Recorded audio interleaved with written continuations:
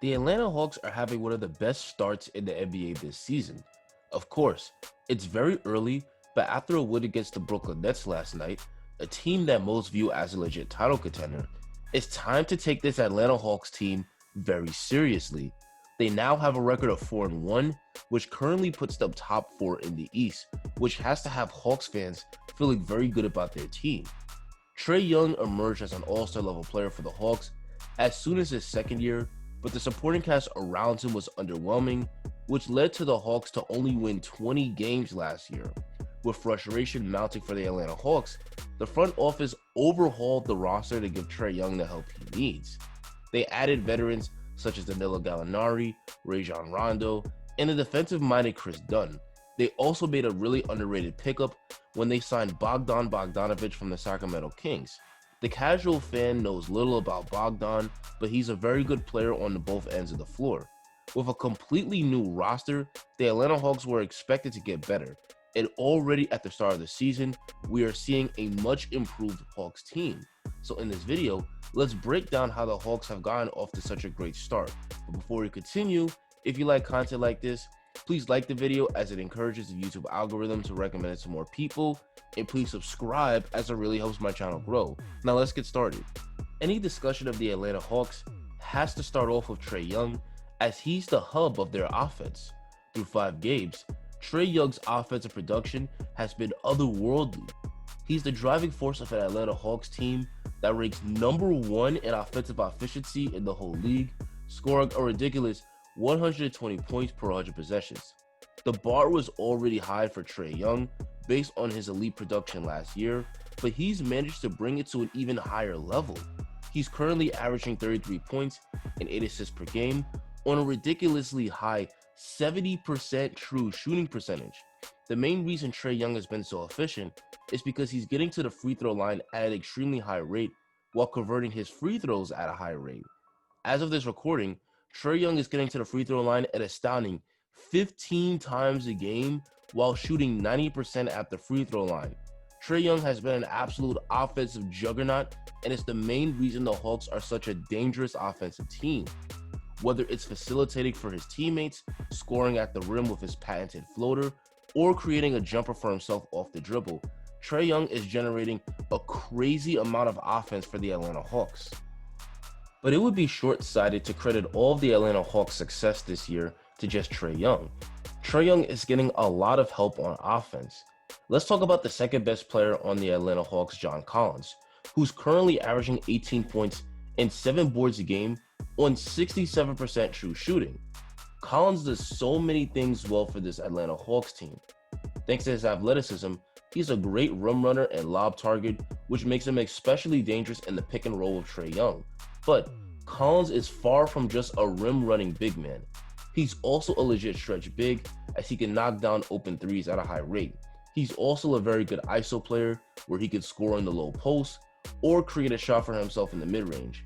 Overall, Collins is establishing himself as an excellent co-star next to Trae Young. Having John Collins playing at this high level for the Atlanta Hawks is huge for them. They did have Collins last year, but he was suspended the first 25 games of the year due to violating the league's anti-drug policy, which contributed to the Hawks' awful start. With Collins thriving this year, this makes the Hawks so much better overall as a team. Much of Trae Young's help is also coming from the young players on the team. Let's talk about DeAndre Hunter and Cameron Reddish. Both are young defensive-minded wings that have really taken a leap offensively this year. Hunter is currently averaging 12 points and 7 boards a game on 43% shooting from 3 on 5 attempts a game. Hunter has been on fire from 3-point range so far this season, which is a huge part of the reason the Hawks' offense is so dangerous. But Hunter isn't just a catch-and-shoot guy, as he can also put the ball on the floor and score at the basket. In just his second season, DeAndre Hunter is a really solid player. Cameron Reddish has also grown a ton after having an inefficient rookie year. Reddish is also thriving from downtown, shooting 37% from 3 on 4 attempts a game. Reddish can not only hit the three-pointer at a high clip, but he's also attacking the basket, scoring at the rim, and getting to the free throw line at a high rate. Reddish is also a pretty good defender. Thanks to his size and length, at 6'8" with a 7'1" wingspan, he can defend multiple positions on the court. With Reddish's talent and athleticism, he could definitely be one of the top two-way players in the league one day. He's already become a solid player for the Atlanta Hawks this year. One of the most impactful additions to this Atlanta Hawks team has been their starting center Clint Capela. Capela was technically added at last year's trade deadline, but he didn't play a game for them until this season. Clint Capela has only played a few games for the Hawks, but on the floor, he's been a great rim-running rebounding center. The Hawks rank 4th in the entire league in team rebounds per game, and much of that is thanks to the work of Clint Capela on the glass. He's not only cleaning the defensive glass, but he's also putting in work on the offensive boards as well. The Hawks already are a pretty dangerous team offensively, but having an elite rebounding big in Capela that's rebounding and keeping possessions alive wears other teams out because it gives the Hawks multiple chances to score. Of course, Capela will never do that much for the Hawks offensively, but his pick and roll play and lob catching is great for the team offense as it draws help defenders and leads to guys getting wide open for three. So that rounds out their starting lineup. Now let's talk about this underrated Atlanta Hawks bench. The Hawks rank 4th in the whole league in bench points per game, and what makes this even more impressive is that they're doing this while missing several guys due to injury. Bogdan Bogdanovic has been the main catalyst off the Hawks bench, currently averaging 15 points, 6 boards, and 3 assists per game. Bogdan is a really good ISO player. He could create his own jumper off the dribble or get all the way to the basket. He's money whether pulling up for 3 or pulling up from mid-range. Bogdan is also a pretty good playmaker. He can find the open man when he draws help defense, and he's pretty good facilitating out of the pick and roll. Bogdan will be a great part of the Hawks' second unit, as he can be relied upon to deliver 15 to 20 points per game off the bench, night in and night out. Another important piece of the Hawks bench is Kevin Huerter. Huerter was the Hawks starter at the 2 guard last year, and this season, he's coming off the bench. This year, he's thriving in that role, averaging 12 points, 3 boards, and 3 assists off the bench while being very efficient. He's currently shooting 44% from 3, which is a really high percentage. He's another guy the Hawks can consistently rely upon to bring good production in the second unit, night in and night out. Another good bench piece for the Atlanta Hawks is Rajon Rondo, who's coming off a championship season with the Lakers. Rondo hasn't played too much this year due to injury, but he's perfect for the Hawks as a backup point guard, as he gives the Hawks a legit playmaker and facilitator when Trae Young sits. Overall, the Hawks have a pretty good roster. It's really impressive that the Hawks are 4-1 when you consider that they've had so many injuries. Gallinari, one of their biggest offseason additions, has only played 2 games this year. Rondo also has only played 2 games, and Chris Dunn hasn't even played yet due to injury. When these guys get healthy, it will make the Hawks even better. Gallinari has been a borderline all-star in this league for years, thanks to his elite scoring and shooting.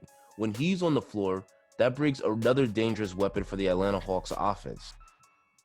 While there's so much positives to talk about with this Hawks team, their main flaw is their defense. They currently rank 28th in defensive efficiency, which is rock bottom. The Hawks may be up to a hot start, but they're going to need to get better on defense if they want to keep winning. Sure, their offense is great, but all teams have poor shooting nights, and you need to be able to generate stops as a team when the outside shots stop hitting. Luckily for the Hawks, they could get better defensively without making serious additions. Chris Dunn is a really good defensive guard, so he can provide the Hawks some much needed perimeter defense when he gets healthy. Furthermore, Onyeka Okongwu can also give the Hawks some much needed defensive production off the bench when he gets healthy. He was one of the best defenders in the draft thanks to his elite rim protection and switchability, so he could be a great backup center. Furthermore, the Hawks also have some good defenders and guys like Clint Capela and Cameron Reddish. I don't expect the Hawks to be a top 10 defense this year, but as the season goes on, they should be able to approach league average. But it's clearly offense that will make this Hawks team dangerous, as this team is just stacked with offensive talent. Again, they're number 1 in offense in the league while missing a lot of guys. I don't know if the Hawks can continue to be a top 4 seed in the East, but the way they're playing, there's no reason they shouldn't finish at least 7th or 8th in the East. How high a seed do you think the Hawks will be this year? Let me know in the comments. I'd like to thank everyone who stuck around to the end. Don't forget to like the video and subscribe to my channel, and enjoy the rest of your day.